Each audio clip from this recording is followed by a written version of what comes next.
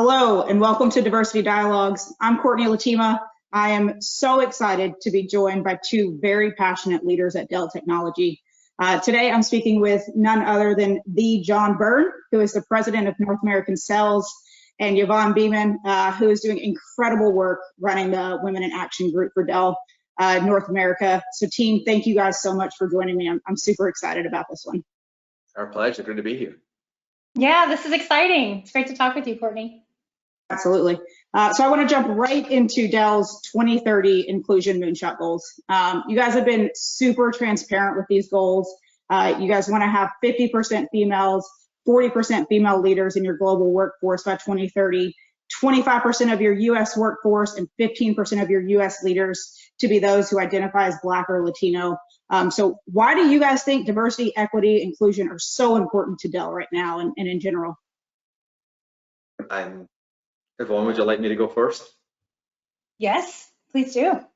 All right, well, first of all, Courtney, it's great to be with you, and to all of the Winslow Empire, I thank you for everything you do. Thank you for the partnership, and to all your customers, look, it's a real honor and a pleasure to be with you.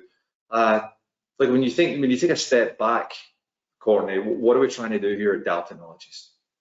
Well, our purpose is to impact human lives through technology. It's what we think about every single day, and it's fundamental to who we are as a company. And as you're going to hear from Yvonne, it's who we are as people. And you know, as we think about this in the way that we talk, it's our commitment to environmental, social, governance, or as ESG, is this purpose and bringing it to life and to light every single day. And there are four pillars. You mentioned our moonshot goals, but there are four pillars that we're focused on and we measure against. It's obviously advancing sustainability, cultivating inclusion, part of this conversation. I mentioned transforming lives, and look at all times, like upholding ethics and privacy. And we're proud as a team that we're continually recognized as one of the world's most ethical organizations. Apologies with my dog, even after all this 3 years in, Courtney, we're still living in a Zoom world. When you think about like our technology and the innovation engine that we have and our global reach with 130,000 people in our organization, but we're driving measurable societal impacts that go across all four. So you say, hey, okay, you ask a question like, why is it critical? Why is D&I critical? Because when you think of the conversations that we're having with yourself, Courtney, and Scott, and your team and your customers, and that can be around many things. Think of what we've just been through over the past few years with COVID. It's helping, working with Pfizer on the rollout of the vaccination. Like I have young twin girls, is getting all of our kids educated from home in a 24, 48-hour window. It is helping doctors, helping nurses, helping nurses. Think of the conversation we're having now around data and workloads. Like those are complex situations our customers are putting us in. And if we all look the same, if we all think the same, we are never going to solve those complex challenges that our customers are putting in. So that's why we think about diversity. It's why we think about inclusion. Look, it's diversity of thought, Colin, is what we're trying to bring here. Then look, for me personally, like my leadership philosophy has always been like people first, products and profits will follow, and it's bringing great people together. And look, if you want to go super personal, I have young twin girls. Yvonne knows them well. They're serial Zoom bombers. They're coming up on 8-year-old, Amelia and Monique. And more than anything, I wanted to have every single opportunity that could be possible if in the future. And that's why I love Dell, and we're living and breathing every single day. That's awesome. No, I don't think anybody's ever topped that answer. So that was fantastic. Yvonne, I'll ask you the same question from your perspective. I know you're running Women in Action, so that's a big focus for you. Kind of what drew you to that? Why are you doing what you're doing? And how's it working for you? Well, for me, I've been at Dell 25 years, and I've seen our company evolve and grow, but I've also seen so many different areas of Dell and where women faced with unique challenges in different aspects of their career, from when you were first hired, an early career, all the way to a more experienced and senior leadership level. I've seen women struggle, and I've seen in different areas, whether you're in a more technical role or in a more gender-focused role, like within HR or in diversity and inclusion, we have so many different aspects that we need to address, and it needs to become a business imperative. And for leaders like John, he's made that a business imperative. And as Dell has evolved, we have made these goals a critical component of our workforce. And so for me, I've seen those challenges. As a people leader, I want to focus on it, and I want us to embed it in our culture rather than it being something off to the side. And so our work with Women in Action, it integrates into our culture every aspect of those challenges. So, it's important to me to ensure that we look at all of those different intersectionalities for women. I attended Dell Technology World quite a few years back. I don't even know. With COVID, it feels like it was 15 years ago. But in Vegas, and part of that was we got to go, my marketing manager, Lori, and I got to go to the Women in Action group meeting in Vegas. And it was just such an awesome atmosphere to be in, and the support that you get from other women in technology, and just all of the networking and communication and support. It was just really awesome to see. So I personally got to experience it, and I applaud what you guys are doing over there with that stuff, because I thought it was super necessary for women, especially in the technology field. But it was very awesome to see. So thank you for what you guys are doing. Absolutely. Hey, actually, Connie, a lot of praise goes to Yvonne. Like, we have 13 ERG employee resource groups, and one of which is obviously Women in Action, and we have the highest membership across any of our other ERGs because of the work that Yvonne has done. And as she's brought in the best practices in Women in Action, and I'm glad you enjoyed the event, Connie, she's bringing that across all of our other ERGs. So through BNA and connections, and she's done a phenomenal job. So I want to go on record and say thank you, Yvonne. Thanks for everything you're doing. Thanks, John. But it truly is about making it a business imperative. It's not a separate topic. It's not a separate goal, but it's critical for our success across the board. And so the more that we talk about these areas of our business, the more we come together and understand where those challenges are. It's not just surface level, right? We're diving deeper. And so I appreciate the support of our leadership and having these conversations. Yeah, it seems like Dell's all in. I mean, I look from the rep level all the way up to the management and leaders with John.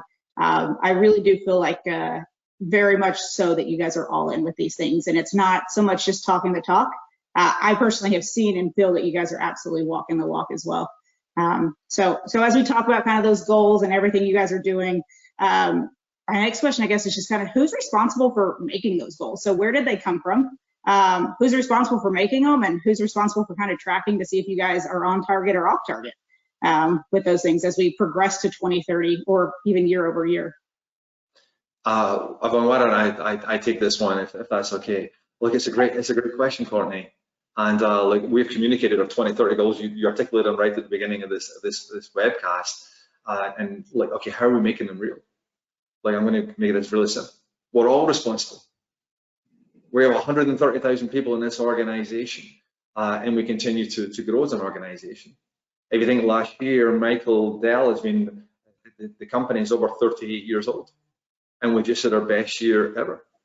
And that's for many reasons, but some is like not only great customers, great partners, but it's people aligning to our purpose, our vision to be the essential technology company on the planet, to continue to drive our vision, to drive our strategy both today and tomorrow.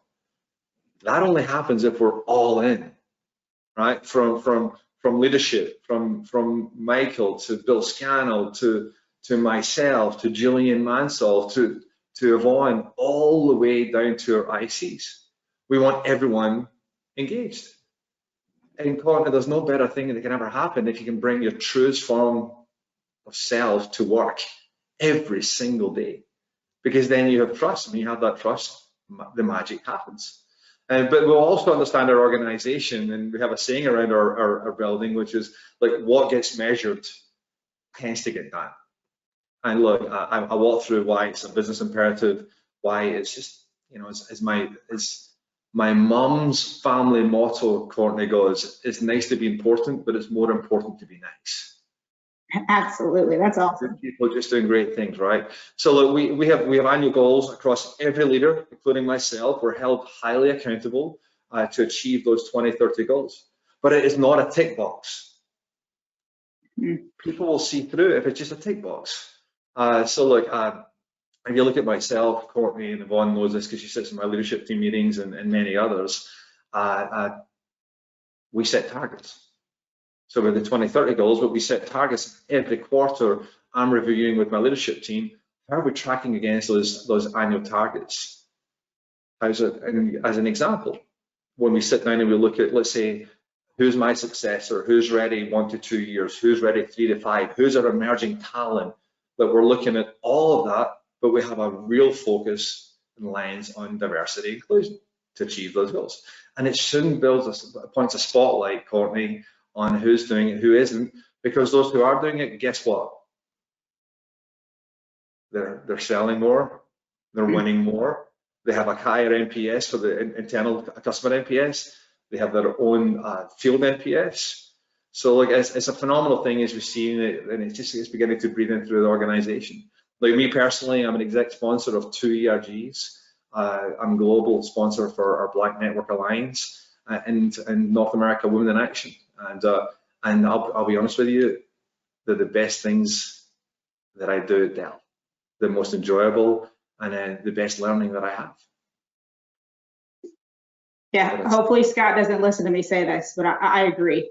He tells me all the time, he's like, you're going to leave me to go run some diversity and inclusion group at some point. Absolutely one of the best things I do at Winslow as well. And I think I might have to adopt your motto when I pick my kids up from school today, and I'll make sure they know that it's important, or it's nice to be important, but it's more important to be nice. So I'll make sure to pass that one along for sure. Yeah, just say it's from Mom Byrne. It's a good one. So you guys have talked a little bit about the ERGs, employee resource groups, and they were pretty well talked about whenever I was at Dell. I know there was, of course, that was back when Dell Nashville was actually Dell Nashville and people went into the office every day. So we had a lot of meetings and stuff, but I'm curious, especially in this remote world, but even pre-remote world, how are you guys engaging with these groups? How are these groups getting people to be engaged? Because I think throughout my conversations over the last couple of years with people, that's one of the biggest struggles companies have had, is engagement within their employees within these types of ERG groups or diversity and outreach groups. So how are you guys doing that? Because it seems like it's working for you guys. Well, it is. You know, Courtney, one of the things I think we're most proud of when you do look at those cultivating inclusion goals, one of them is ERG participation, and we have a goal of 50% by 2030, and we're already at 47%. So we're already set to, you know, overachieve and hit that goal much earlier. But it's not only about joining, it is about participating and engaging in the programs and activities that we establish across the 13 ERGs. And, you know, one of the ways that I think we do that very well is because it's structured in very specific ways around professional development, community impact. We have team member engagement to ensure we're looking at strong communication and the different vehicles and channels and how we communicate. We have an ERG platform. For us in Women in Action, we have a structured pillar focused on women in tech, focused on STEM activities, how we get the community for underrepresented minorities involved in STEM activities. But additionally, like for our Pride ERG, they have a pillar focused on family relationship, right? How do you come out, right? How do you have these conversations? So we dig deeper into the layers that require us to better understand those intersectionalities. And we come together with our culture, diversity, and inclusion champions and leadership around how do we do this better. So all 13 ERGs come together monthly, and we talk through structure, guidelines, processes, sharing those best practices that John had mentioned. And also, you know, we're here to root each other on. We have ERG fairs. We have one in John's organization at the end of September where we're bringing all 13 ERGs in to meet face-to-face and kind of talk through how to engage. But I think the one thing I really want to call out that I think is a challenge for all companies, which is that permission to participate. You have, you know, it really starts with leadership. So you have, at least for Women in Action, we have over 40 executive sponsors that have very specific roles and responsibilities to participate and be engaged. And we provide structure and how to have those conversations in their staff meetings, in their town halls. But leadership ensures that they're talking about this, talking about ERGs and how to get engaged, as well as showing, hey, this is how I do it. I recommend you do that as well. And that's the first step, right? It's just showing our employees that it's not just individual team members, it's management that's also involved in ERGs and having these conversations. Absolutely. John, anything to add? Anything on your side? Yvonne summarized it perfectly well. I will say, again, one of the things that our company, Yvonne, and why I love it, it goes beyond self at all times, Courtney. It is about having a broader impact in the organization. And when we're talking about our ERGs and when we come together, like if you happen to be a leader on my leadership team, it is a given that you'll be on one ERG and ideally 2 ERGs.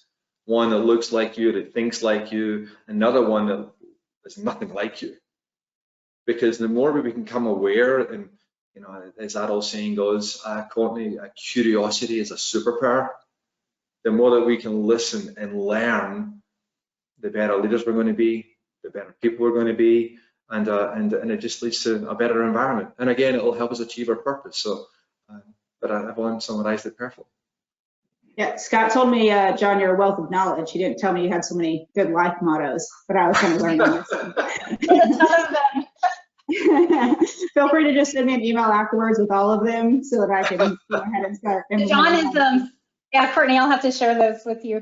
Courtney, I did also want to talk through, it's not only about our ERGs, which are incredible, and I would be remiss if I didn't talk just about the incredible people that give so much of their volunteer hours and time, to cultivate those pillars and cultivate those programs that we mentioned.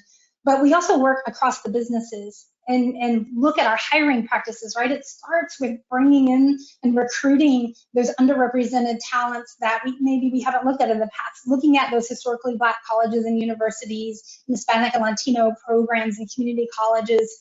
We have to expand in which we recruit and show in our hiring practices that this matters. So once someone does come on board, they see it in our ERGs, but they also see it in leadership. They see it in our emerging talent programs. And so it does stretch beyond ERGs and how we are cultivating this culture of inclusivity in every element of our work every single day. And our ERGs are just a platform in which to amplify those programs. Absolutely. I think you took the words right out of my mouth. That was going to be my next question in terms of your hiring process and how you integrate that. I think that's a huge aspect of it, right? I mean, it's great once they're in the company and they have these groups and these resource groups to be a part of, but how do you get them in the company and how do you go about kicking that off with them? And I think that's just as important because it's hard to have people in an ERG if there is no one that is interested in it. So we personally just recently partnered with Howard University, which is a historically Black college up in the north. And it's been interesting and a great partnership so far. So we're kind of trying to figure out as a company of only 65 people, how can we do something similar, but on a smaller scale? We don't have the scale of Dell to be able to do things like that, bigger things. So we've talked about a lot of good stuff. Thank you so much for your time. I really appreciate you guys. And I hope to continue the conversation with you guys and chat again soon. Thank you for the partnership, Courtney. You're doing a phenomenal job. Thank you, Yvonne. Thanks, everybody. It was great to talk with you. Bye. Thanks. Have a good one, guys. You too. Bye.